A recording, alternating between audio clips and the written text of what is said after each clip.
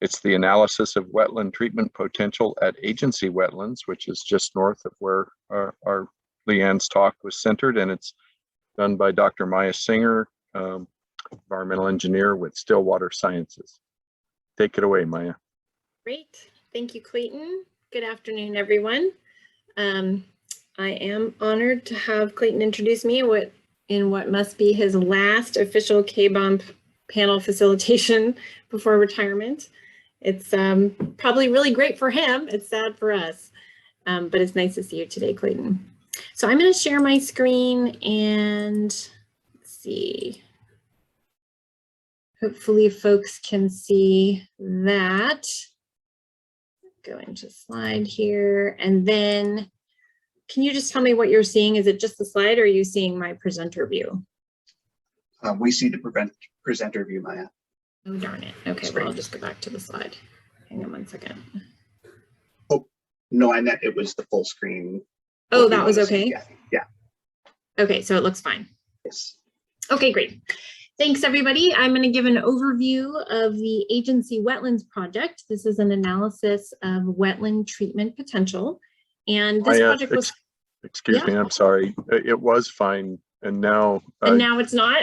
Yeah, I'm sorry. Okay, that's all right. We interrupted. You had it exactly set right. So let me just, I'll share it again. Hang on one second here. Now it's in presenter mode. I mean, not in there. Now it's in presenter mode and you're all set to go. Thank you. Okay, so you just, to confirm, you just see the title slide, right? Correct. Great. Okay. So let's see, the project was funded by Trout Unlimited, and we worked with Nell Scott and Kristen Lambert on the framing of this project as well as the technical analyses. All right, so we'll start with a little bit of background. Just like Leanne's talk a moment ago, we are located in the Upper Klamath Basin. We're on the northern edge of Agency Lake. And so this is connected to Upper Klamath Lake, and the areas that we were just looking at in the nice map that Leanne put up, we're further north. So we're just on the northern edge of Agency Lake here. And we have many years of research indicating that excess nutrients are associated with large seasonal blooms of cyanobacteria and the numerous related water quality issues in Agency Lake and Upper Klamath Lake. Those are low DO, high pH, ammonia, among other things. We also know that agricultural activities in the Wood River Valley, which is in the upper portion of the schematic here, contribute to that external nutrient loading in Upper Klamath and Agency Lakes. So water with elevated concentrations of nitrogen and phosphorus can flow through the Wood River Valley. There's a series of canals delivering water, and tailwater runoff is collected in ag ditches and canals. It can flow across the West Canal, which is shown kind of in the upper middle portion of this figure, running from east to west for the most part, flows across the West Canal down where it combines with 7 Mile Ditch water into the 4 Mile Canal that runs along the western side of the parcels that are shown in this figure. Also flows along the 7 Mile Canal, which is running at a diagonal, and both of those go into Agency Lake, carrying those nutrients with them. There are currently levees along the Agency Lake shoreline that hold back water in the lake from inundating the Agency Bards units, which is this large green hatched area here, as well as the Wood River wetlands, the kind of pink stippled area here just to the north. The lake levels are controlled by the U.S. Fish and Wildlife Service biological opinion. That's the 2019 BIOP. And that's focused on 2 species of endangered suckers, the Lost River and short-nosed sucker. So Fish and Wildlife Service is currently considering restoration activities on Agency Barns units, as well as the Fish and Wildlife Service easement lands, which is shown in the blue hatched area here. It looks kind of like a boot. The Eisenberg parcel, that's the purple stippled triangular area here. And the idea with those restoration activities is they would expand habitat opportunities for migratory waterfowl. We are sitting adjacent to the Upper Klamath Lake National Wildlife Refuge, which is a very important area for waterfowl, but could also expand habitat opportunities for suckers coming in from the lake. And those activities would include levee breaches along that shoreline of the agency barns units. So what this project is doing is assessing the potential for long-term and meaningful nutrient removal in the 4 parcels that are shown here, should those parcels be managed as treatment wetlands. I will say that the Wood River wetlands, so the pink stippled area, is currently managed by the Bureau of Land Management for wildlife habitat and water quality improvements. And so we weren't trying to redo or rethink anything that's happening in the Wood River wetland, but we were considering that parcel along with the other 3 in combination at a very high level to consider, well, if all these areas were operated as treatment wetlands, what could one expect in terms of long-term nutrient removal? That was the high level analysis. We did a more detailed analysis of the Fish and Wildlife Service easement lands and the Eisenberg parcel, and that's what I'm going to talk about today. So I'm really going to be focusing on the top 2 parcels here. Okay, so the objectives of the project then were to review the hydrology, the ditch and levee network, in especially those 2 parcels that I just mentioned, and the surface elevation data, because that's going to tell us what water can be held on the site to be treated, just like what you heard from Leanne a moment ago. We also wanted to think about West Canal flow. So that was that canal flowing from east to west across the Wood River Valley just above our parcels. We want to think about flow and nutrient data in West Canal and determine the wetland treatment potential and the extent of inundation that would happen on those parcels if water from the West Canal was coming onto the parcels. And then we wanted to consider potential for inundation of those 2 parcels if water from Agency Lake, Upper Klamath Lake, were to come up and onto those parcels if the levee breaches were to occur on the Agency Barns units, and how that might affect long-term wetland treatment potential in these upland parcels. And of course, identify data gaps. This was a relatively quick turnaround project, not a lot of funding. And so we knew that we were going to have to use existing information and that there would be some data gaps. So if the project were to move forward, what would be the priority data gaps to fill? So we thought about that a bit as well. Okay, so we'll start with the hydrology piece and understanding our site and what's going to sort of retain water on the site. So we're looking at berm heights in this image around the Eisenberg parcel. Again, that's the triangular piece, and the U.S. Fish and Wildlife Service easement land, the kind of boot shape here. And we're using the existing DEM for the Wood River Valley. The warm colors that are shown here along these berms on the outside of the parcels are the highest elevations, and the cool colors are the lowest elevations. And I'm pointing to berm D. That's how we're referring to this berm that's basically separating the bottom end of Eisenberg from Agency Barns units. And also the berm F is at the very bottom here. That's the bottom berm on the Fish and Wildlife Service easement lands, and again, the top part of Agency Barns. So berm D, the average crest elevation there is 4412. Berm F, it's 4144.6, and that becomes important, and we'll show you in some images as we move forward, because these are relatively lower elevations, and they're controlling how much water can be ponded on the site. Both water coming in from West Canal and then water that could come and flow up and over those berms from the lake and inundate the site. Now you'll notice that there's some darker blue here on berm B in the middle, and even some kind of light green here. That's really telling us that the levees and berms that are in between these 2 parcels are relatively low, and so water can be translated across that berm and move between parcels. And that's important when we're thinking of what's inundated and what can be treated. So we used a flow-through treatment model. It's a mixed reactor model, and it's a relatively simple approach to treatment wetland modeling, but it's fairly commonly used. Flow-through just means that there's a designated inlet and outlet to the wetland. Water flows in and then it flows out, and it's used to assess treatment performance, because that's something that's relatively straightforward to model. The basic components of the model are shown in the schematic. Q here refers to flow, and C refers to concentration of nutrients. We certainly need to know what's coming down the canal. And so in this case, again, we're thinking about West Canal. So we have a flow coming in the canal from upstream. We have a concentration of nutrients coming in from upstream. And then we're going to be diverting water into the treatment wetlands. So at the top line, horizontal line moving from left to right here, is flow for the wetland. It's going into the wetland, and then we have concentration of nutrients going into the wetland. Our treatment wetland here is just represented in this gray box. What we're saying here is that we have, well, for the sake of simplicity, we've got the canal in this model assumed to be all West Canal flow, and that's before any dilution with 7 Mile or 4 Mile Canal occurs. And so that's not currently an on-the-ground reality.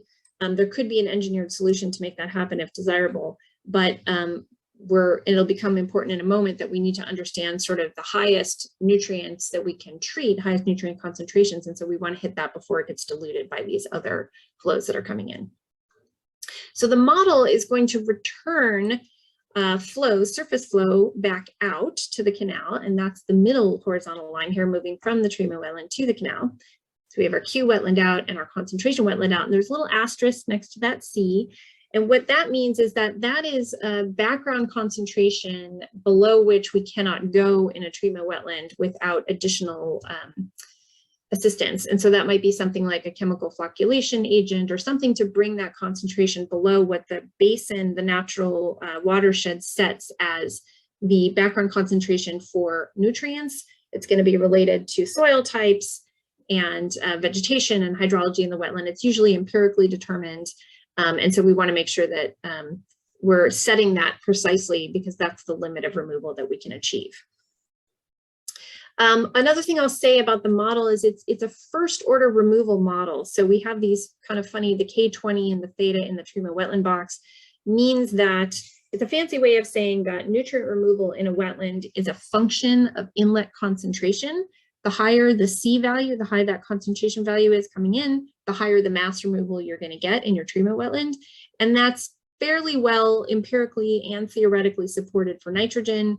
It's empirically supported for phosphorus in circumstances where diffusion of concentration gradients is limiting overall removal. And you tend to see that in wetlands because of biofilm removal and diffusion into sediments where a lot of the removal and uptake is occurring. I won't go into the details there, but if anybody's interested, I'm happy to talk about that for hours. So if we think about, I've mentioned that we had to know what flow is coming into the treatment wetland. So that's our Q wetland in red here, focusing on West Canal flows. And what we did is we looked at the historical record. We took the median condition, 50th percent exceedance value for those flows as kind of a typical condition, if you will. And then we also looked at the 10% exceedance, which is the high flow end of the historical range. And we wanted to take that one because in a treatment wetland, when you have high flows, you're reducing the residence time, the amount of time that a particle of water stays in the wetland, and therefore the amount of time you have for removal. So a high flow condition is often when you see the lowest removal potential on a mass basis. And so we thought that would be a good worst case scenario. I will say that the flow record we used here for West Canal was based on gauge data, and it was for water years 2005 to 2012. Now we know that we're going to have some loss terms for water in the wetland. I mentioned that we're going to have this Q out, that horizontal line moving to the left in the middle. We know we're going to have evapotranspiration losses from vegetation in the wetland. And what we did there is we used existing information, USGS study, Standard et al., looked at marshland ET losses just right in the general area of Upper Klamath Lake on kind of fringe wetlands. They had a empirically determined 2.5 feet per year.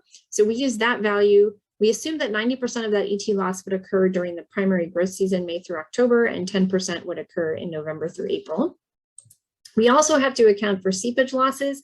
We know that the soils in this area, the kind of shallow groundwater and surface water, are very well connected. The Wood River Valley was historically just a series of wetlands, and so that's a very important term, and there's going to be some nutrient removal that happens there. We didn't have site-specific data for Eisenberg or for Fish and Wildlife Service easement lands, but we do for the Wood River Valley wetlands. They had measured seepage in various locations there, and so we took kind of the top end as a conservative value, assuming maximum of 5% of the total outflow in the wetland would be seepage. And if you see in this arrow here above the seepage, or sorry, coming out from below the seepage word, that follows down and goes back to the canal. So that's a return flow. We're assuming that our concentration of nutrients that's leaving the wetland via seepage is the same as the concentration that's leaving the wetland via surface flows. And that is a simplifying assumption. For some nutrient species, it's conservative because we tend to have more denitrification potential in water. So it's a nitrate loss term in water as it's moving through pore waters and shallow groundwater. We might see more ammonium coming in if there's breakdown of organic nitrogen during mineralization. So for some species, it could go up. We assumed it was the same for simplification purposes, and we think it's a little bit on the conservative side. So one more slide on the model. What we did here is, because the simple mixed reactor model assumes that the full volume of water in a treatment wetland is completely mixed as soon as that flow enters the wetland and nutrients enter the wetland, that makes the mathematical equations in the model more straightforward, but it's certainly an oversimplification of the processes that are actually occurring in the wetland. And so what we did is we strung together a chain of smaller reactors, or what we like to call tanks in series, for the modeling component. And that's what you're seeing in this slide. It's kind of a way, in a mathematical sense, to integrate over an infinite series of reactors, if you will. If you could do that, you would push towards a plug flow kind of scenario. And so you tend to get better removal in that situation. And that also approaches what you might see in a heavily vegetated wetland, where you're kind of forcing the water to move through there. And there's all this vegetation uptake and microbial removal. So what we did for these parcels is we broke them using the topography information that we have into these topographic bins, which really translate into average water depths. So you can see these different bins in the model have water depths going from very shallow, 0 to 1 foot, on down to deeper, 5 to 6 foot. And they tend to move in a transect, and we'll look at some images in a minute, from upstream to downstream, or upland to lowland. As the water gets deeper, you're moving towards the lake. And so those were our individual tanks in series reactors. We used removal rate constants and theta values for each one of those tanks. We did assume the same ET losses because that's all going to be dependent on the vegetation coverage. And our seepage, we didn't have a compelling reason to change the seepage depending on which part of the marsh we were in, or which part of the parcel we're in. And so that's all the same. But the removal that's happening in these is dependent on residence time in each of these reactors. So it's a little bit more complicated than just assuming that fully mixed situation in a wetland, which is not going to happen on the ground. Okay, so let's look at the nutrients that we use for input. Here's our concentrations for the wetland in. And what we did is we looked at the historical record for nutrients, and I'm showing here the water years 2003 to 2011. 2016, 2019. This is based on data that was collected by Klamath Basin Rangeland Trust before they became Trout Limited, as well as the Klamath tribes. And so we used that data record. We looked at the 50th percentile, again, a median. So that's kind of our median condition, just like we have a hydrology median condition. And then to get our worst case scenario for nutrients, we want to use the high end of nutrients, just like we're using the high end of flows. That's the 90th percentile. And so what I'm showing you in this table here is just the 90th percentile values for the nutrients.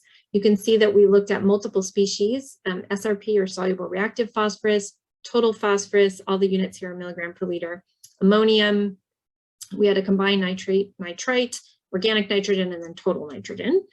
And we broke our modeling seasons into the irrigation season, that's April through October, and the non-irrigation season, November through March. And so this just shows you what our input values are. I'm not going to talk through all of them, but just so you get a sense of the magnitude, what we're assuming is coming in from West Canal flows.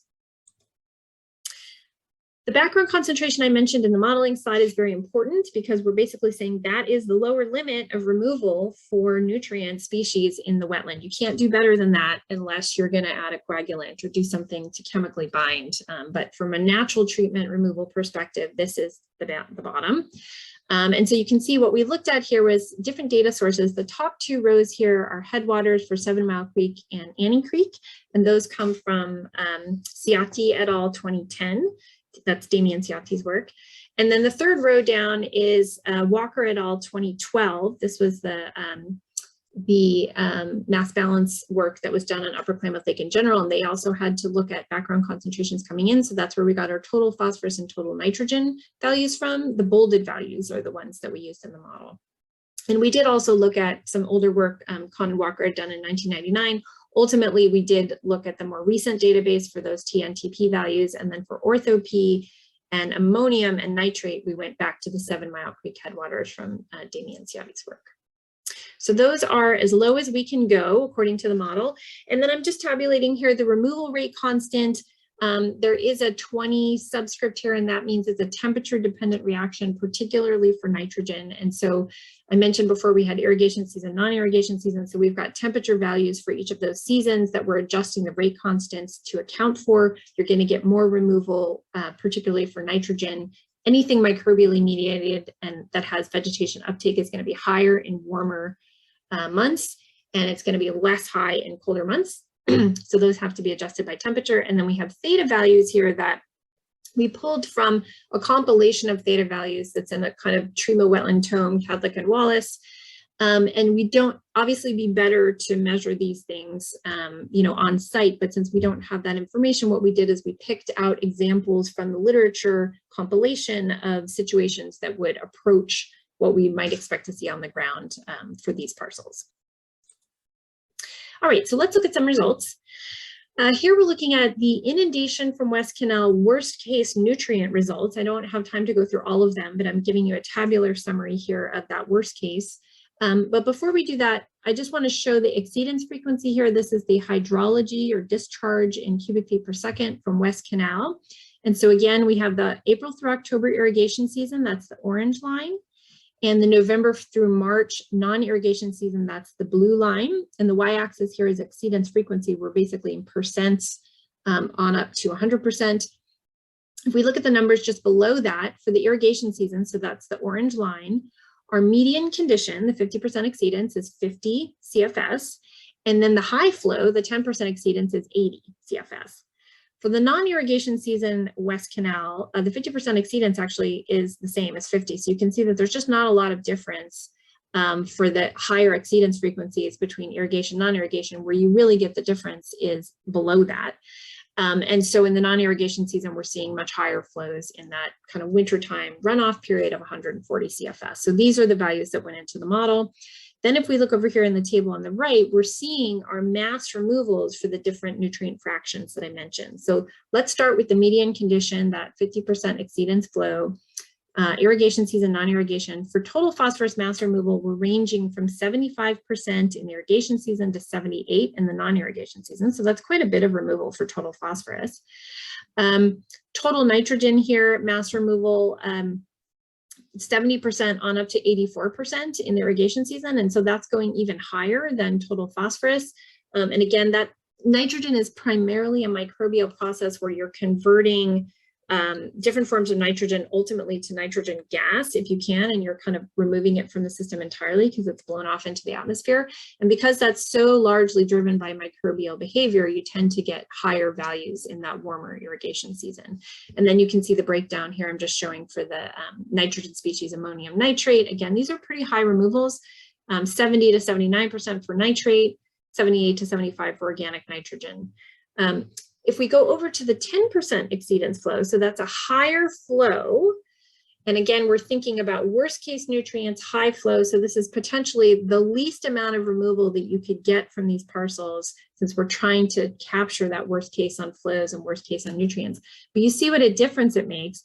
We drop down here, if we just look at ammonium as an example, in the irrigation season, we might see 62% removal as compared to 72% under the median flow. But in the non-irrigation season, that's winter time, when we don't have as much microbial activity, or at least it's not going at full steam, we're down at a 37% removal for something like ammonium, nitrate 43%. So you do see the sort of dramatic differences in a high flow, high nutrient reality in the non-irrigation season wintertime compared with more of an irrigation season median flow condition. So there's quite a range of these removals. So let's look at just a couple of images of the inundation, so you can see what I'm talking about, hopefully with the different tanks and series reactor model. This is the predicted inundation extent for just the Eisenberg parcel for the most part. That's the triangular piece. And then again, the Fish and Wildlife Service easement, that's the boot. Here we're assuming that berm D, this bottom berm here, separating agency barns from our parcels, our treatment parcels, that we assume it's going to remain at 4142 feet. That's an average crust elevation. For this particular scenario, we were assuming no lake inundations. We just have water coming in at the top, going out at the bottom. And for this reality, you see that you can pond up water here, And then we're getting most of our area is 0 to 1 foot inundation, 1 to 2 foot is slightly darker blue. So all of this is pretty shallow. There's lots of vegetation here that can fill in and do lots of treatment removal. And so you're getting this kind of, the first set of tanks and reactor assumptions are happening up at the upland side of here, where we have really shallow water. As you move down through this longitudinal transect into deeper waters, you're getting higher residence times and more removal. But you're also having deeper waters and maybe not as much vegetation extent. So you would support more denitrification down in these deeper areas with a higher residence time and maybe lower oxygen. Up at the upper end, you might be getting more of the phosphorus removal, particle settling where it's more shallow. So that's an example for this 41-42. If berm D was to be holding back the majority of the water and there were no improvements to increase the height of that berm. Just a quick note that, again, you have water that's flowing across into this adjacent parcel here. And so you are going to get some flooding extent over there and some treatment potential on that parcel as well. Here's an example where berm F is really the limiting factor. That's remaining at 41-44.6. That means that this berm over here, berm D, would have to be raised up to that level in order to capture and hold all that water. But you see that you get a much larger inundation extent here on both parcels. This is almost fully inundated on the Eisenberg parcel. And so there you're going to get a lot more treatment removal in that scenario. Now, we also looked at both of the two pictures that I just showed was just water coming in from West Canal, and that assumed there were no levee breaches from the lake and moving into the agency barns units. These images show, well, what if you did have lake inundation happening on the parcel? So the one on the left would be a lake level at 41-43.4. That's the October biop level for the lake. In that case, if we just look at the percent of inundated area on Eisenberg, which is the triangle, the purple triangle, you'd be at about 92% inundation. For the easement, Fish and Wildlife Service easement, you'd be at 33%. So we do get some flooding up and over there. But what we would want to consider from a treatment wetland perspective is the percent of inundated area that's less than or equal to 3 foot depth. And that's because that's where you're going to get the most vegetation coverage. And you need that vegetation coverage to kind of slow things down, have impact sites for nutrient removal, particle settling, certainly nutrient uptake by the plants themselves, but to also support all the microbial biofilms that you need to do the nitrogen removal. So when you get deeper than 3 feet, you tend to lose some of that dense emergent vegetation, which is doing a lot of the work for you in the treatment wetlands. So for this particular scenario, Eisenberg remains at 92% at less than or equal to 3 feet. So that's pretty good. And Fish and Wildlife Service, of that 33% that's flooded, 99% of that is at less than or equal to 3 feet. So you're getting good removal for the October condition. If we look Maia, at February, this is Clayton. And just a time check. Are you pretty close? I'm pretty close. Sorry. All right. I'll move through this one quickly. For February, the 41-44.7, we've got a lot more inundation on both parcels, and you can see how the less than or equal to 3 feet for Eisenberg drops down to about a third. For Fish and Wildlife Service, we're still close to 90%. Now, what we didn't do quantitatively, but I'll just say qualitatively, we did look at, well, what if you had West Canal water coming in? How's that going to change the treatment effectiveness? We know that there are nutrients moving in from the lake on the south side, and so we want to consider that in possibly a future project if we could do quantitative work on that. So I have a few next steps listed here, determining the final shoreline breach locations and the inundation scenarios for agency and barns. Is the engineering feasibility for routing West Canal outflow directly to the upstream end of the locations? You know, how does that work out? Certainly site-specific data collection for groundwater, berm and levee seepage, and then of course ET rates. And then is there a possibility for other local smaller ag canals to be treated? What would that wetland outflow configuration look like? Is it a discrete ditch or pipe flow? Are you going to have seepage? What is the seasonal outflow hydrology there? And then, as I just mentioned, could you quantitatively assess those changes in treatment capacity due to lake inundation should the levees be breached at the bottom end? And that's it. Sorry to go over. We probably don't have time for questions. You do have a couple of very good questions from Chauncey and Eli, and if you could attend to those directly with them, yes. and perhaps if you could in the chat, because I'm interested in the answers as well. This is a hugely important project to the health of the lake, and we really appreciate the work you're doing on it. Great. Thank you.